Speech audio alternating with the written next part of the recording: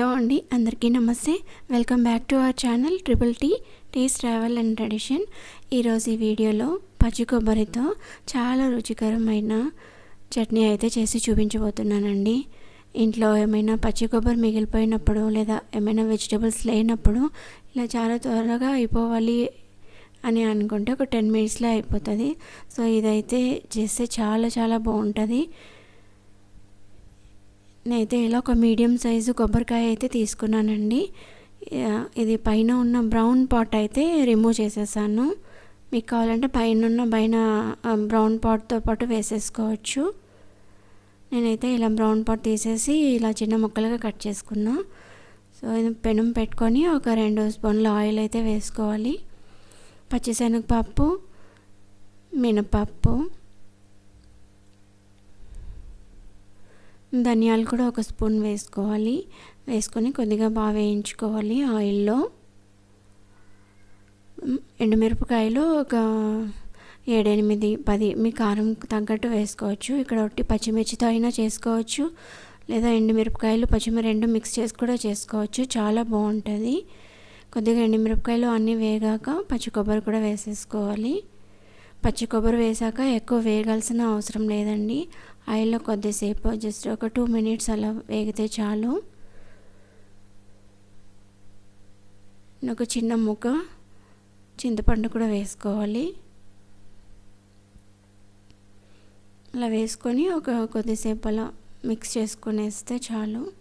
ఒక 1 మినిట్ ఇప్పుడు మిక్సీ జార్లోకి తీసేసుకొని కొద్దిగా వెల్లుల్లి వేసుకోవాలండి. ఒక 7, 8 ఫ్లేవర్ బాగుంటుంది నూనెలో వేయడం కంటే ఇక్కడ. అండ్ జీలకర్ర కూడా ఒక స్పూను వేసుకొని కోసుగా ఫస్ట్ గ్రైండ్ చేసుకోవాలి. కొద్దిగా సాల్ట్ కూడా వేసుకొని నీళ్ళు వేయకుండా ఫస్ట్ కొద్దిగా కోసుగా గ్రైండ్ చేసుకోవాలి. ఇప్పుడు కొద్దిగా నీళ్ళు వేసుకొని ఇలా గ్రైండ్ చేసుకోవాలి. కొంచెం కచ్చాపచ్చాగానే ఉండాలి, మరి పేస్ట్లా కాకుండా. ఇలా ఉంటే సరిపోతుంది. రోట్లో రుబ్బిన్లాగా ఉంటేనే మనకి ఏ పచ్చడైనా కాస్త బాగుంటుంది. పేస్ట్లా ఉంటే అసలు బాగుండేదండి టేస్ట్ కానీ తినడానికి కానీ. ఇప్పుడు సేమ్ అదే ప్యాన్లో ఒక 2 స్పూన్ల ఆయిల్ అయితే వేసుకోవాలి. పప్పులు అయితే వేసుకోవాలి.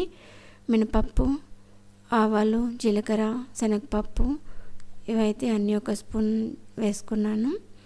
వేసుకొని ఎండుమిరపకాయ ఒకటి అలా తుంపుకొని వేసుకోవాలి.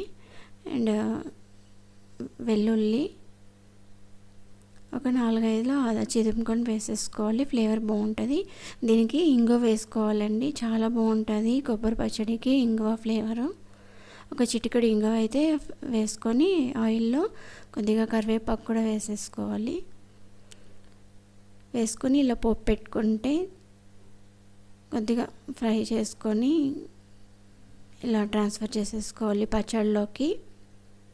చాలా బాగుంటుందండి ఈ పచ్చడి అయితే. చాలా త్వరగా కూడా అయిపోతుంది.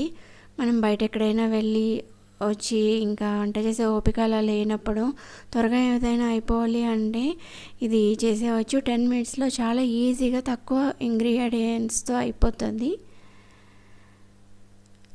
ఇది టిఫిన్స్లోకైనా చపాతీలోకి చాలా బాగుంటుంది. అన్నంలోకి అయితే ఇంకా చాలా సూపర్గా ఉంటుందండి. వేడివేడి అన్నంలోకి నెయ్యి వేసుకొని అయినా తినచ్చు, లేదా అలాగే అయినా తినేవచ్చు. ఇంకా 4 ముద్దలు ఎక్స్ట్రానే తింటారు కడుపు నిండా. చాలా బాగుంటుంది. ఒకసారి ట్రై చేసి చూడండి. Thank you.